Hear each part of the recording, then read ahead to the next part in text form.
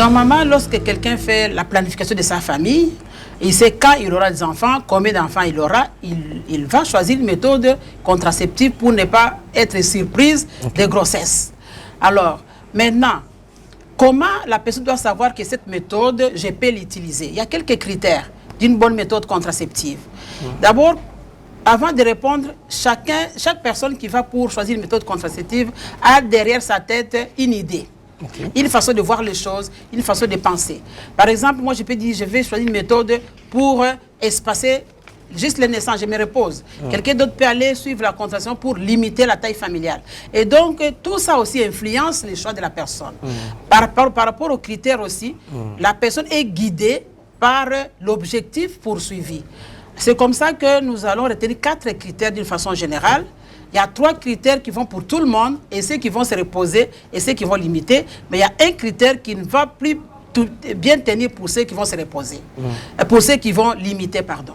Donc, nous avons d'abord l'efficacité. Une bonne méthode contraceptive doit être très efficace. C'est-à-dire que la femme ne peut pas risquer de tomber enceinte alors qu'elle est sous une méthode.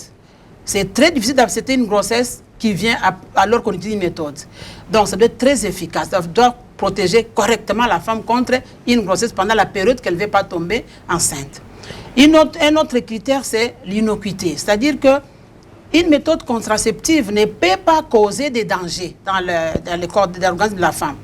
Elle vient pour planifier, elle a pris une méthode contraceptive, bien sûr qu'elle ne tombe pas enceinte, mais elle ne peut pas causer des dommages, en fait, sur la santé de la femme.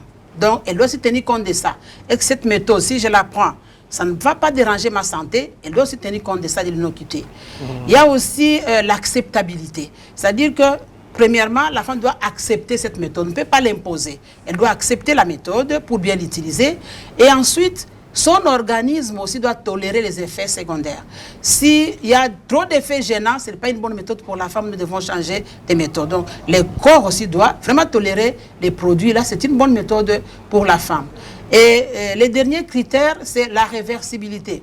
C'est-à-dire qu'après avoir utilisé la méthode, la femme doit retrouver sa fécondité. Donc la femme peut tomber à nouveau enceinte. C'est pour ça que je disais que ça ne va pas aller pour celles qui veulent limiter. Parce que si moi je vais dire, bon, je ne veux plus avoir d'enfant, la réversibilité n'a pas de place chez moi.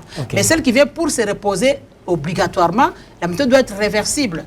Je dis que j'aurai 5 enfants, je suis encore à 4, donc je dois encore ajouter un enfant.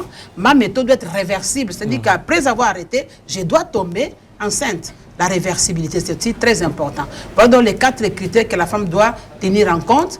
Et aussi, elle ne peut pas prendre n'importe quelle méthode parce qu'il y a certaines maladies dont la femme a souffert.